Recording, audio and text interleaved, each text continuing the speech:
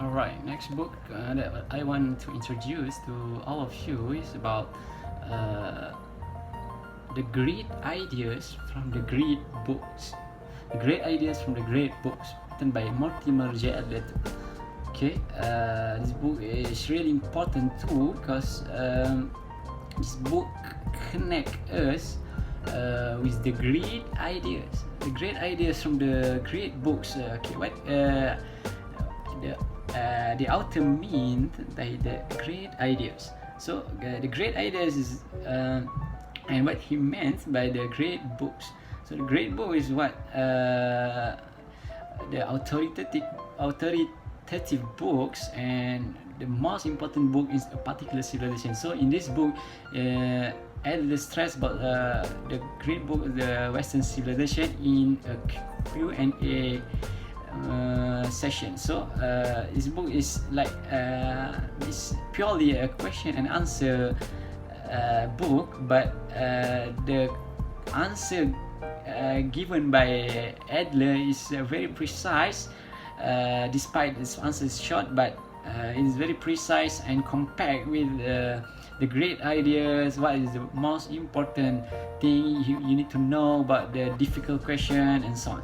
So this book is published by the Washington Square Press in New York. Okay, New York has a lot of good books, particularly in history. Okay, the book is published in 1961. It's quite old, and I bought this book online in Malaysia. Although it's very old, that's why people say that old is gold. Not all book is yellowish color, but not all book is bad book, because we don't need, we must we must not judge book by its cover, because we need to know who is the author, what is the content of the book, because this is the core of the knowledge itself. So this book tackles wide and broad scope of the main field in knowledge, such as philosophy, science, religion, politics, about moral problems, about the liberal educations, about the theology and metaphysics, about the social problems, about the economic institution, about the art and beauty, about the love and friendship, and lastly about the man and his world. So this is a brief idea about Adler, because he how we can know that he's a well-trained mind and he's a well-trained educator, because he can tackle and answer this broad topic in a very brilliant and wit answer. Okay, so for me, the best chapter is the liberal education itself, because it's very near to me, because in this chapter, okay, the subchapter, I mean the question that his students ask him, such as what is liberal education, what is different in general education and vocational education, what is the art of teaching, the formation of habit, what makes a book great, how to read a difficult book. Okay, so very interesting. Why did the great books of antiquity? Why we need to read classics? So and then what are the great ideas and so on.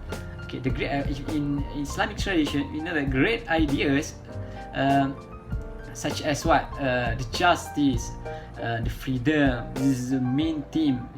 If you all of you have read Professor Al-Atta's books, this is the main and fundamental elements that is stressed from the worldview of Islam, because we need to understand the key concept and the very core meaning of this theme.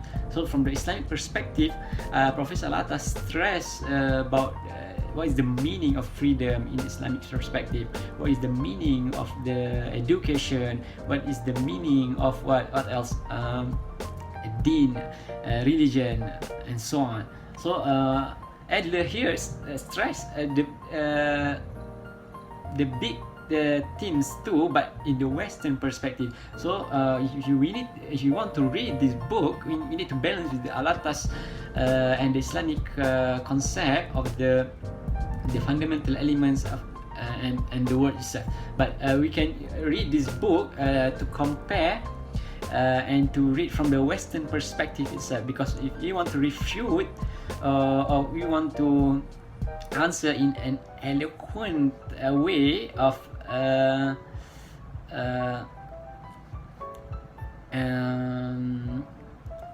eloquent way of answer, so we need to understand what we want to refute to.